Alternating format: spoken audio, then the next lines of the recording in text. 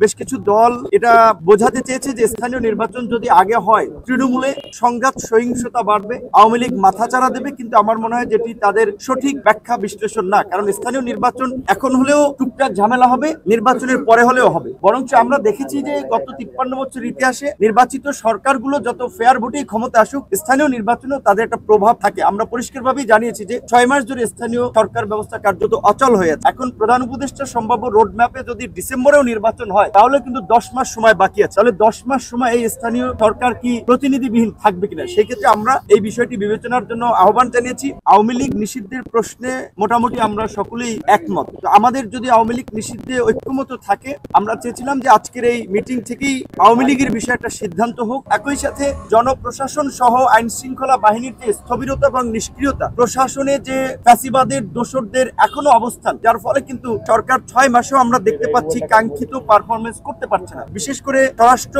উপদেষ্টা কিংবা স্বরাষ্ট্র মন্ত্রণালয়ের কার্যক্রম নিয়ে জনমনে অসন্তোষ রয়েছে, রাজনৈতিক দলগুলো সেটি ব্যক্ত করেছে। স্বাস্থ্য মন্ত্রণালয়ের ধীর গতি, এটা আমরা প্রধান উপদেষ্টার সামনে বলেছি। কৃষি এবং স্বরাষ্ট্র, এই রকমের ভারী মিনিস্ট্রি দুজনের পক্ষে সম্ভব না। বিদ্যুৎ, জ্বালানি, রেল, সড়ক, পরিবহন, এরকমের গুরুত্বপূর্ণ 3টি মিনিস্ট্রি একজনের পক্ষে পরিচালনা সম্ভব না। সেই ক্ষেত্রে আমরা বলেছি যে রাষ্ট্র রাজনৈতিক প্রতিষ্ঠান, রাজনীতিবিদদের ছাড়া রাষ্ট্র পরিচালনা সম্ভব নয়। যদিও এই সরকারের সামনে আমরা বলেছি, তাদের একটা প্রবণতা আমরা লক্ষ্য করেছি, রাজনীতিবিদদেরকে বাইপাস করে কিছু কাজকর্ম করা। কিন্তু আমরা বলেছি যারা 5 বছর আগামীতে রাজনীতিতে যুক্ত হবে না, প্রয়োজনে সেই শর্তে অভিজ্ঞ রাজনীতিবিদদেরকে নিয়ে আগামীর কাঙ্ক্ষিত বাংলাদেশ বিনির্মাণে উপদেষ্টা পরিষদ পুনর্গঠন করতে হবে। মোটামুটি এই প্রস্তাবনাগুলোই আমাদের জায়গা থেকে ছিল। এবং সংস্কারের প্রশ্নে প্রধান উপদেষ্টা এটা বলেছে, রাজনৈতিক দল এটা বলেছে যে আমাদের মত পথের ভিন্নতা আছে, তারা ওয়েবসাইটে সমস্ত প্রস্তাবনাগুলো দিবেন, সেখানে আমাদের যদি কোনো বিষয়ে অস্পষ্টতা থাকে সেটাও আমরা জানতে পারবো।